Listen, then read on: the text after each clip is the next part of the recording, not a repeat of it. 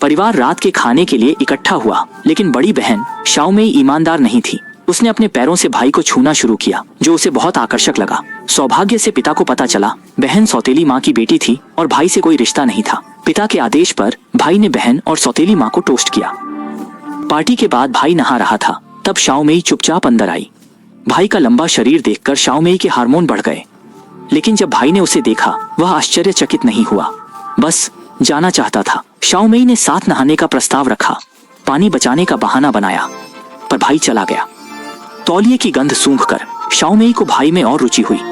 एक दिन शाओमेई ने सेक्सी कपड़े पहनकर भाई के सामने पोज दिए। उसकी नजर हटी नहीं। अगर पिता समय पर ना आते तो परिणाम बुरा होता। कार में पिता ने बहन का असामान्य व्यवहार देखा। उन्होंने भाई को पढ़ाई पर ध्यान देने और बेकार बातें न सोच। घर पर शाओमेई भाई के बारे में सोचती रही। आखिर दोनों को अकेले रहने का मौका मिला। माता पिता सप्ताह भर के लिए यात्रा पर जा रहे थे।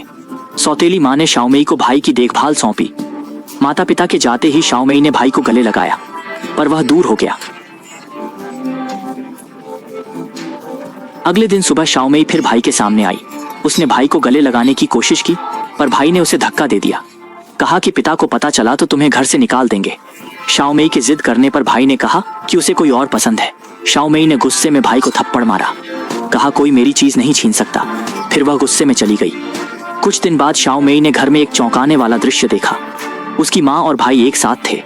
उनकी निकटता देखकर शाओमेई ने तुरंत मोबाइल से रिकॉर्ड किया। माँ ने उसे पकड़ लिया। माँ समझाने लगी। झगड़े की आवाज सुनकर पिता आ गए। शाओमेई ने दोनों की करतूत बताई। भाई डर गया। उसने कहा शाओमेई झूठ बोल रही है, पर शाओमेई चुप नहीं रही। उसने पिता को वीडियो दिखाया। पिता बहुत गुस्सा हुए। उन्होंने माँ को डांटकर घर से निकाला। भाई पर भी बहुत नाराज हुए। दोनों को घर से बाहर कर दिया। शाओमेई अकेली रोती रह गई।